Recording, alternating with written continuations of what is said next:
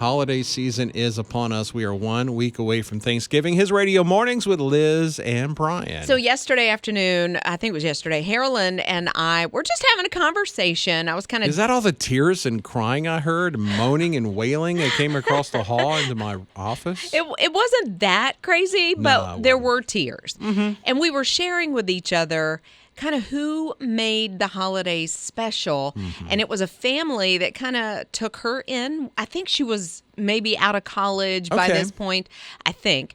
And they just made it special and showed her, what a family is like at Christmas time.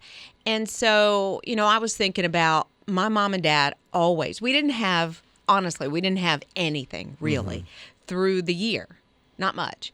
But they always made Christmas super special, and Thanksgiving, every holiday.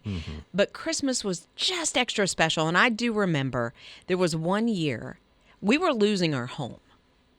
Like we were being put out of our home. And I just remember the joy of that Christmas morning because we were all there together. And I think we had maybe 1 or 2 gifts apiece, which was fine. I was maybe 7 or 8 years old. And I don't know. I just remember I knew we were losing our home, but there wasn't that stress. I wasn't scared. I just remember being overjoyed about us around the Christmas tree. And that's how special they made every single year. Even though there were bad things going on, I just felt the love that we had.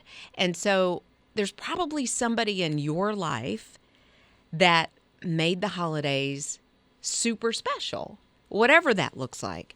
And those are the stories, I think, like I'm getting choked up just thinking about it right now. I know. I'm starting to cry about your story here. And so, sharing that. 800-447-7234. You can call, text, use the My His Radio app, use the open mic. Scott, who was it for you made the holiday special? Well, it was my grandmother. She raised me, and so she was the matriarch, the grand matriarch of the family, and our house was the epicenter for Thanksgiving and Christmas. So we had, she was up early before the sun rose, making the big dinner for everybody for the holidays, and then just to have the entire family, my aunts and uncles and cousins all under one roof at her house. Those were really special times. Jake, how about you, man? Well, for a long time, it's always just been the 4 of us, so me, my mom, and my 2 grandparents, and we're just a tight-knit circle, so it's really as simple as that, but it obviously means the world. And for you, Brian? It's just family. It was, I think about Thanksgiving, it was always my grandmother, my mom's mom. She put out a feast on the table. See, Thanksgiving, when I grew up, the area I grew up, is a big deer hunting week. And so, like, my dad and my grandfather, and sometimes I would go deer hunting with them.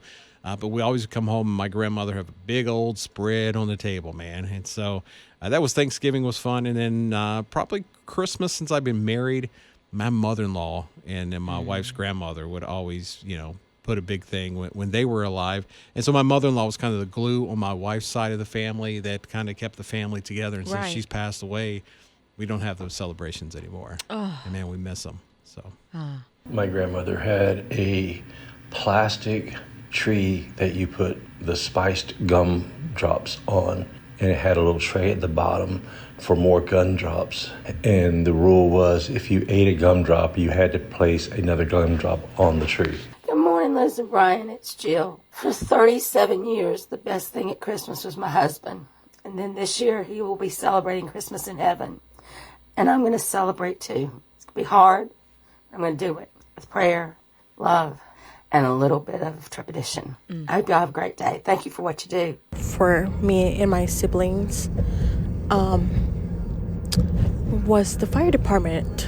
There was this man that worked at the fire department, and he would put on the Santa suit, and he would go around to the less fortunate communities, and he would give out presents to everybody, and it was every year. My favorite was always going to my great uncle's house, who held Christmas and Thanksgivings, but he would set up the Christmas tree and a Christmas village every year and would have the train running around the whole Christmas village in and out in the living room, and us kids got to play with it. That is one of the best memories in watching everybody around the tree. My memory was my mother had 13 brothers and sisters, which means we had a load of cousins.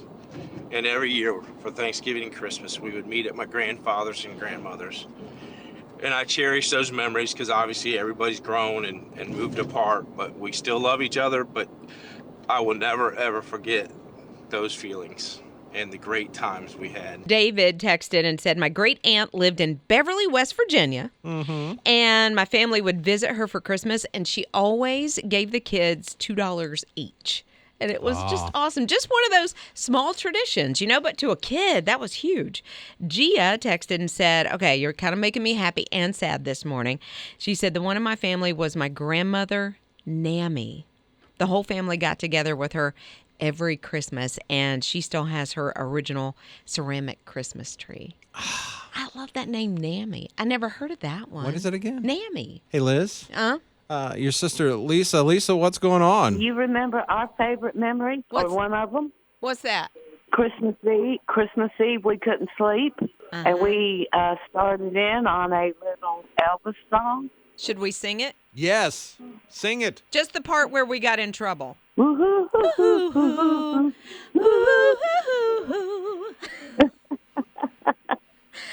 were singing that at 2:00 in the morning. Oh, wow. And our dad came in to our room. We shared a room in just his white BVDs. And he couldn't get to me because she was laying on the other side, the outside of the bed. She protected you. Well, no, but she did take the brunt of the, and I continued to. And when I got mine, I went, woo!